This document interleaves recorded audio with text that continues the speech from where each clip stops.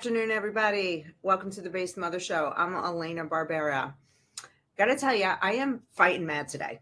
I have absolutely had it with the violence brought onto the American people by the Democrat Party, from transgenderism to illegal immigration, rampant crime. Like it or not, they've still got us playing defense, and we have to get better at playing offense. And one way to do that is to elect legislators that have the stomach to put up an unrelenting fight. I am on a mission to find those people and present them to you. Today, I'm talking to Chris Burnett, who's running to be the next congressman for Maryland's 6th district. For 24 years, he served with the United States Marines as a soldier and a legal advisor, helping to shape policy at the Pentagon and advising military leadership. This could be interesting. Let's see what Chris has to say. Chris, welcome. Hey, how are you today? Good. How are you? Doing well. I'm happy to be here. Oh, yeah. So first of all, thank you for your service. Thanks. So many, decades with the Marines, while people like me were asleep at the wheel and really just being on autopilot as an American and not paying close enough attention to what was going on in my country. And we're kind of in a mess now. And I'm guessing that some of that has a part of what's driving you to run for office. So what is driving you to run for office? Well, that's a great opening, because I was commissioned in 2001. So July of 2001, I was commissioned as a second lieutenant. I was in law school. I had no idea where this journey was going to take me. So that fall, as I go back to law school, that was September 11th. So that has been a defining moment in my entire career. So my sense of service, my sense of setting conditions for others to succeed was driven by that event. And so as I finished law school and then came on active duty in 2004, my entire focus was, how can we solve this problem? And what I meant by that was setting the conditions for young Marines to go out and accomplish the mission, and most importantly, come home and succeed and thrive as they return to their lives outside of the Marine Corps. And so that sense has driven everything that I've done. So when I retired in February of this year, my first thought was, how can I continue to serve? And just as you are, I was very frustrated with the things I saw, certainly here in Maryland and in and around Montgomery County. And I realized, and I had spoken to my wife about this, that if I didn't do something to get into this fight, to start shaping how this conversation is being had, I wouldn't be able to live with myself. So I view this as one long continuation of how September 11th shaped my decision to be a career Marine, how I conducted myself as an officer and as an advisor, and then most importantly, my decision to run for Congress, to try to bring a voice to common sense and to bring some semblance of common sense to Western Maryland that really has been without a conservative voice since Roscoe Bartlett was gerrymandered out in 2012. Yeah, that's a long time. Well, a lot of damage can be done in 12 years. What are the people you're talking to saying? Like, is your message resonating? Because your opponent, who is in her first term right now, she was elected in 2024. She is extremely progressive based on what I read on her website. I mean, I wouldn't even call it. She's certainly not a liberal. She is a progressive. And, they voted her in. They chose her by, I think it was something like 53 or 56%, if I'm not mistaken. What are they seeing things differently yet? I think so. And I think there's been a bit of an inflection point with Trump's decisive victory. I think we're seeing the return of accountability, transparency. And then I see that as an extension of integrity, something that's been lost in politics, and something that's been lost over the years through this process has been, you say what you're going to do, and then you go and do it. You might not always like how somebody says it, and you might not even like how they do it, but there's something to be said for people that are willing to stand up, say exactly what they're going to go and then go and do it. And so I do think that message of accountability, transparency, integrity is resonating. What I found most striking about Delaney is that she's been somewhat absent. She lives in CD8, so she doesn't even live in the congressional district that she represents. Really? Yes, she lives in North Potomac in a $4 million mansion. Her net worth between herself and her husband is well over $100 million. So her life does not reflect the daily concerns of most residents of CD6. But any way you look at it, CD6, CD8, these are commuter districts to DC. You could spend every single day in your district, and Delaney has been completely absent. The flip side of that would be, okay, if she's not spending time with her constituents, even though she's not co-located with them, but she could very easily go to their events, maybe she's engaged legislatively. Not at all. She's been an automatic no vote on anything that's been put before her, even on things that would have otherwise benefited the residents of CD6. And the only thing that she has managed to do is be a very successful day trader. And what I mean by that, and she claims that somebody else is doing her trading, but it's ironic that her committee assignments and her committee votes happen to align with a lot of her stock trades where she's done extraordinarily well. Shocking. And she, if I'm not mistaken, her husband held this seat at some point in the past. So is that correct? Yes, it's exactly right. So he was the CD6 representative going back to 2014, 16, and I believe 18. If you remember, Bongino ran for CD6 years ago, as well as Ami Hober. Delaney had beaten both of them. And then Trone came in whenever Delaney went and ran for president. And then Trone left the seat open. And that's how April Delaney came in 2024 and took what had been her husband's seat.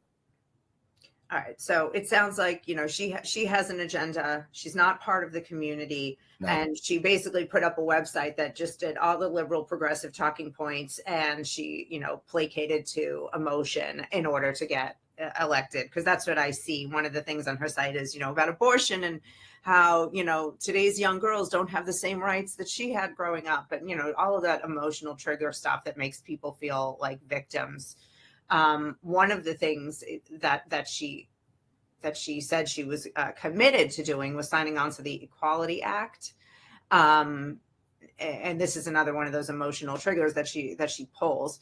And the Equality Act, as you probably know, is the one where they're trying to pass through that anybody based on their gender identity will legally be allowed to use any restroom, locker room, dressing room of their choice, based on what they're feeling that they are that day. And, there'll be zero discrimination allowed against transgender people. So men in dresses and girls who think they're boys, which is, how I see it. Mm-hmm. This is a big problem pushing this. We saw this week, this horrific shooting in Minnesota at the Catholic Church, at the Annunciation School in Minneapolis.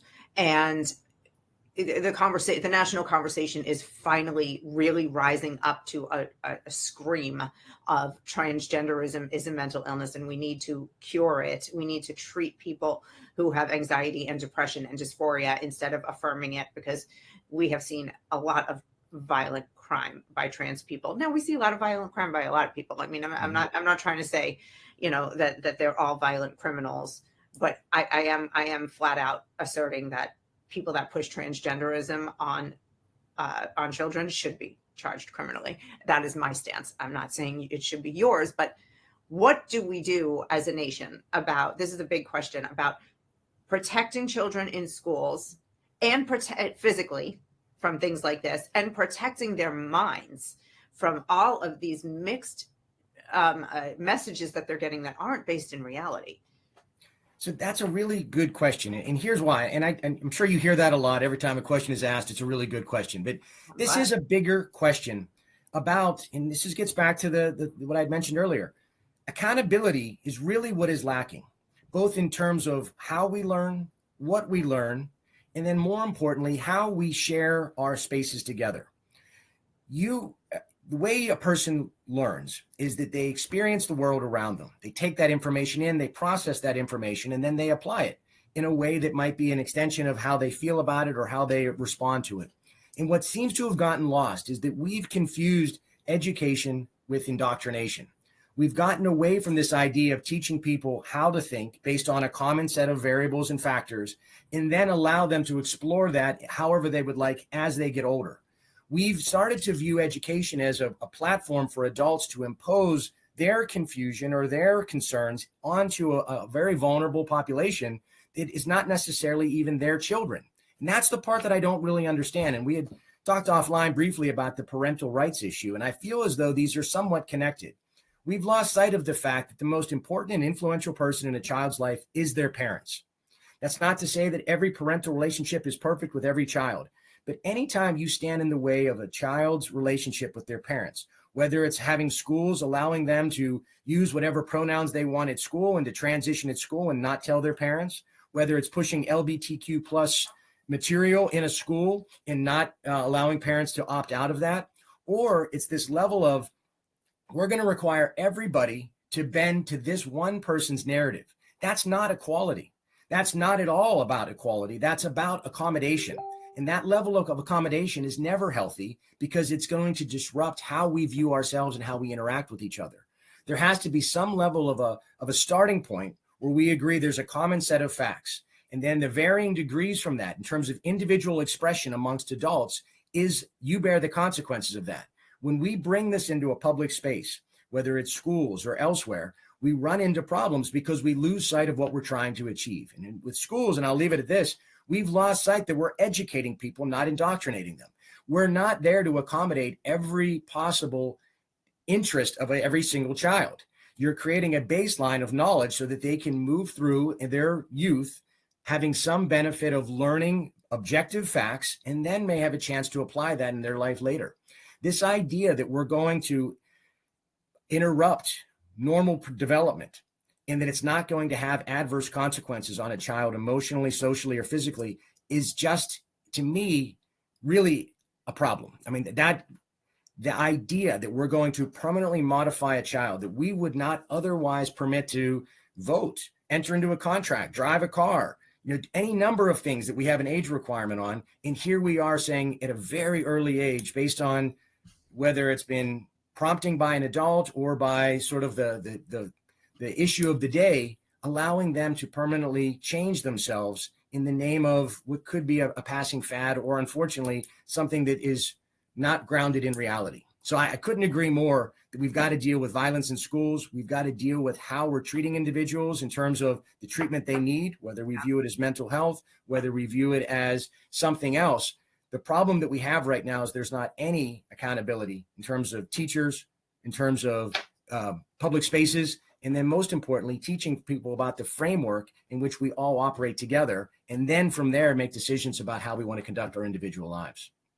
Yeah, that just sounds like a whole lot of common sense. And Yes. that's how we were raised, taught how to think. They're not even teaching kids phonics anymore, so they're not even able to actually read. They're in a lot of places they're teaching sight words where they'll show them the letters DOG and a picture of a dog. And so they recognize the shape of the word and they can't sound things out. This is, in my opinion, a purposeful dumbing down of the American people. And that way, if they're dumb, you can just implant these crazy ideas. And I know I probably sound like a lunatic, but I'm not the only one out here thinking like this. And, it really encourages me to see people like yourself stepping up to the plate and jumping feet first into the snake pit, because that's what you're doing. And we know that. And I want you to know we appreciate it. From a parental rights standpoint, that's not a conversation that we used to have. When my kid was, he's 22 now.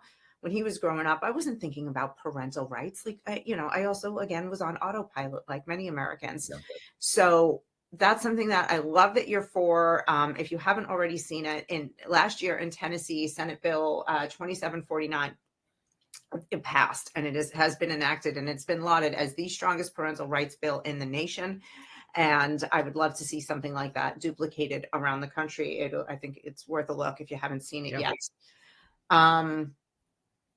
I should add, I have 4 children in the Montgomery County Public Schools. So I've got a 6-year-old, an 8-year-old, 15-year-old, and a 17-year-old. So this isn't just an issue that I think about and that I have an opinion about. This is something that I live and experience with my children. And I should add, we've lived all over the country as a military family. We've chosen to live in Maryland, and we chose Montgomery County because of my wife wanting to be close to her family and also wanting to stabilize the kids. After this last move was because I had orders to the Pentagon and then to Fort Meade, and this was a good central area for that. So we didn't want to move them again, but we've been living these issues since we've arrived. And it was shocking to see the difference between Florida, living in California, living in Hawaii, living in Virginia, and then coming here and seeing just how crazy things can get. Whenever you have a supermajority, in this case, the supermajority of Democrats, you see this runaway progressivism. Now, if you would ask any individual one-on-one, they probably believe this is well-intentioned. And they're not even aware of the damage that they're doing, not only to individual children, but to the composite of how children are being viewed. Are they being raised with any sense of accountability, any sense of common values that they can build on and express themselves as an adult? It's almost as if we've lost sight of the fact that our job as parents or as adults is to set the conditions for children to learn how to interact with one another, and ultimately to find a pathway to be adults that can contribute, can live with one another, and ultimately find happiness. But what we've done is we've almost taken away that pathway to satisfy our own interests as adults by politicizing these issues, by injecting it, by imposing it as a matter of policy. And to me, that's just misguided. If we get back to the basics, which is teaching our children the basic tools they need to learn, then we can move into these more complex areas as children get older, as they move on from grade school or middle school. But this idea, and I know the one that I'm sure you've heard about was the condoms for kiddies in Annapolis. That to me still stands out as one of the most ridiculous virtue signaling things that I've ever heard. And it reminds me similar of Tim Walz putting tampons in the boys' bathroom. And I mean, this is virtue signaling at its worst that has an impact on those children that are exposed to it. Yeah, it absolutely does. And it's forgive me, I'm going to say another thing that I am positive is happening. There's an effort to normalize pedophilia. And in doing that, that is why children are being sexualized. Condoms for kindergartners, in your own schools, the amount of sexually explicit content that is available on classroom bookshelves and library bookshelves is absolutely astonishing. That's something that I have a separate active, fight against. I think a good point to be made here is, I think what some well-intentioned adults forget is how learning occurs. So they have a hang-up as an adult, perhaps about explicit material, or perhaps about sexuality. And what they're forgetting is that their current hang-up as an adult, parent or otherwise, is not necessarily a hang-up of a current child. So they're remembering as a child what they may have thought about or discussed, and then as an adult, it's manifesting in some other way. So now they're imposing what is an adult perspective or concern on children, and it's misguided. And at worst, it's downright damaging. And I think that we have to get back to, instead of deferring to these hyper academic, how do we want to reinvent learning, actually get back to talking to what is needed, talking about what is needed. And it feels like every 10 or 15 years, somebody publishes a paper, a PhD on some new brand of learning, whether it's on how we want to maintain or establish self-esteem. And then we got into the mode of now this sort of, we want to move away from rote memorization, and we want to move into sort of this more abstract way of learning. My concern is the next phase of this is going to be, we're going to become wholly dependent on AI and information systems, and it's going to replace critical thinking. And I see this movement away from learning the basics, understanding that there's a method behind learning, and now just focusing on outcomes and outcomes enabled by AI or other technology. That's where the real dumbing down is going to occur. Yes. And from an education perspective, there's going to be an even deeper divide between the haves and the have-nots. There are going to be parents who pull their kids out and homeschool or send them to schools where they're actually learning how to read, write, and think. And then everyone else who's going to be stuck in the system and is not going to have a shot. I do want to, two things. I'd like to first just respectfully disagree with you that people are well-intentioned. If I read to you from some of the books, that there is absolutely no arguing a benefit to a child on some of the books and the vulgarity that I see in our schools. But I'm going to spare you that right now because, I need permission from your wife to read you that stuff. That's how bad it is. Mm-hmm. I want to move on, though, to another group of children, 5 children who famously lost their mother 2 years ago this month when Rachel Marin was killed in your state. She was raped and murdered by an illegal alien from El Salvador. I want to hear your thoughts on Maryland's sanctuary status, because even if it's not official, it is a de facto sanctuary state. And what in your status on America and our border crisis, which, the border crisis seems to be somewhat solved, but we're still reeling from what happened to us here. No, I start with accountability. as a lawyer and as a Marine Corps officer, you start with accountability. And that means you enforce the laws that are on the books. This idea that we can somehow thumb our nose at laws that have been passed, that we're going to somehow ignore enforcement, whether it's how we secure the border, how we process asylum requests, how we go about conducting law enforcement activities inside of a county or a state, to me is absurd. Like, that's a non-starter. How can we be a nation of laws and one that is supposed to be the light on the hill, the beacon of hope, that we are a society that is built on the rule of law, and then just choose to arbitrarily not enforce them? The fact that we were gaslighted to the point of being told that the border was secure while millions of people were pouring across. And then it begs the question of, okay, why did they feel the need to, one, lie to the American public so blatantly? And you have to then start to ask yourself, was this at all an effort to be accommodating, or was this an effort to tip the scales in terms of how we view the census? Were we going to flood the country with individuals that are going to change the numbers on the ground? When you start looking at 8 or 10 million people, you're now talking about 12 to 15 congressional seats. So this wasn't just hey, we're being nice, we're letting people in, we're going to try to create some kind of a means of low-end labor. First of all, that was one of the most ridiculous things I've ever heard, that we've got such a broken labor pool that we have to rely on people that are outside of any of the protections we have for American workers. When I heard people saying things, and it was disheartening, who's going to pick your food? Who's going to empty your garbage? Who's going to clean your house? That was one of the most demeaning explanations I've ever heard for an open policy.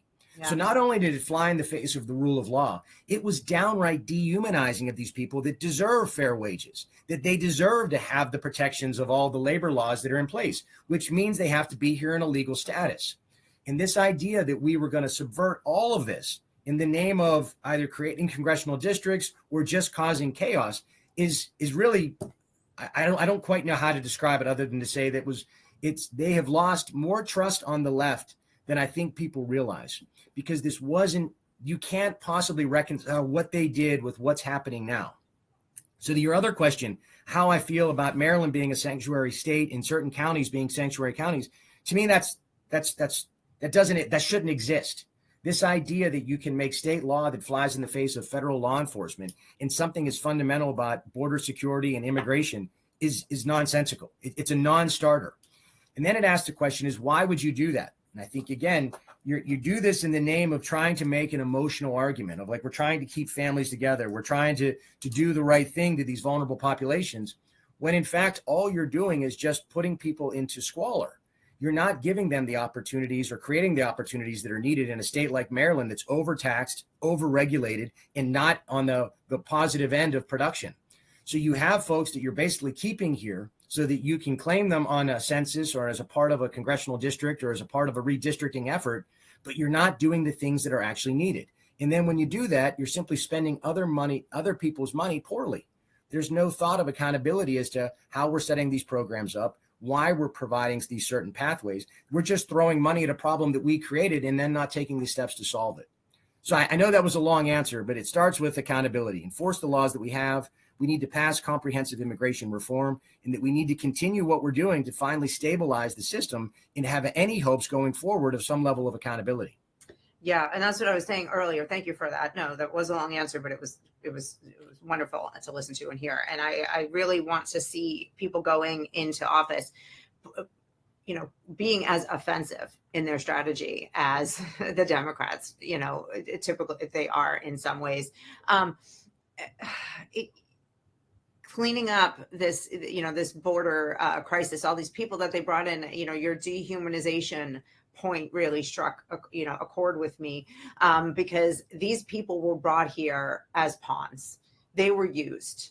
And it makes me it's so frustrated to see my counterparts in this country on the left fighting to keep these people here who have just been used as pawns, and they can't see anything that you just said, that this is about congressional seats and power. This isn't about helping people at all. And all they've done is hurt us. And it's so frustrating. I really would love to see more people like you get into office. your opponent on her website calls people like me, and I quote, MAGA extremists. She still has that up on her website, and they're still calling us names like that. And I just pray that you can get around that mentality when you're talking to people out there. Well, I should add one other thing on immigration. My wife came here as a political asylee. So this isn't another arbitrary concept. I have 4 kids in Montgomery Public Schools. My wife came here as a political asylee. She became a naturalized U.S. citizen. So when I say this isn't me taking a position in opposition to this process. I'm saying conduct the process properly. There is a way to come in. There's a way to determine political asylee status and that enforce those rules and enforce those laws. And if we do that, we at least can stabilize the system. And then as for the name calling, I hate to say it, that's sort of their bread and butter. If we can eliminate somebody from the table by calling them a name, then we don't have to address the substance of their argument. It's a really underhanded way of dismissing a point of view without having to address it. To me, it's the very essence of being a coward. If we're going to disagree, then let's have a conversation and disagree. But don't call me or someone else a name so that you can then write me off as irrelevant. That is by far the weakest way to win an argument. They would claim it's the strongest way because they're claiming some arbitrary moral high ground that doesn't exist whenever you actually look at the policies they've implemented. So I would ask that they put aside the names, have a substantive discussion, and let our ideas or policies compete for American voters. Good luck with that. Yeah. I believe that. And I have to believe that.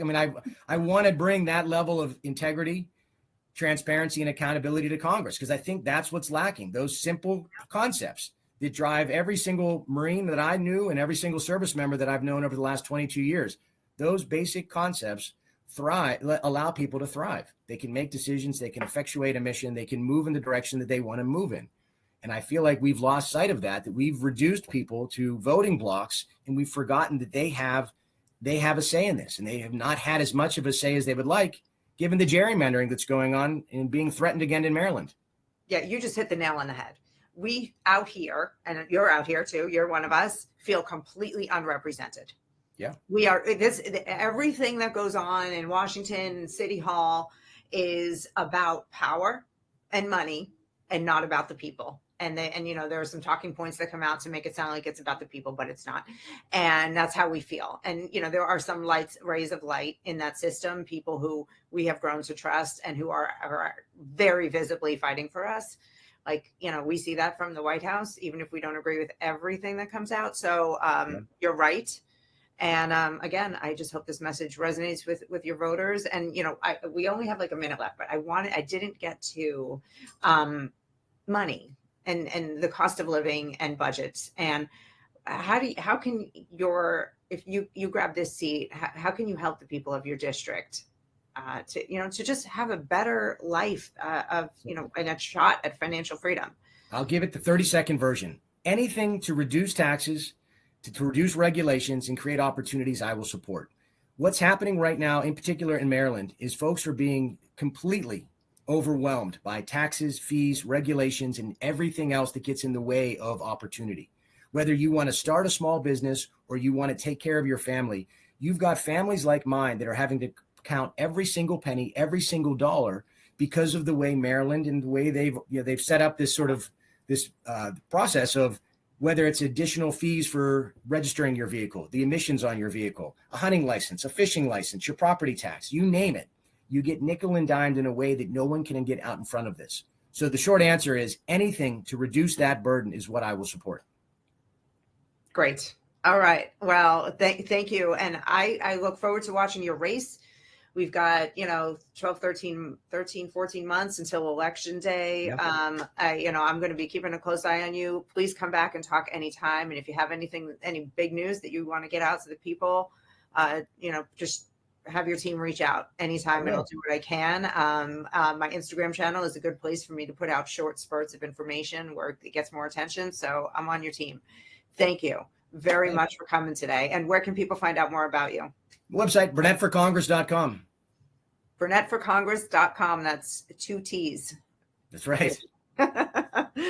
All right. Nice. So great to have you. Thanks for coming in. Thank you. All right, folks, you heard that. BurnettForCongress.com. You can donate. You can learn more about Chris. And again, paying attention to what's going on around the country is going to help you understand what's going on right around you. And if you're watching this on YouTube or Rumble, that link to find out more about Chris Burnett is in the description. Thank you for coming today. Like this video, drop a sub, share it, help get the word out. And God bless you, and God bless America.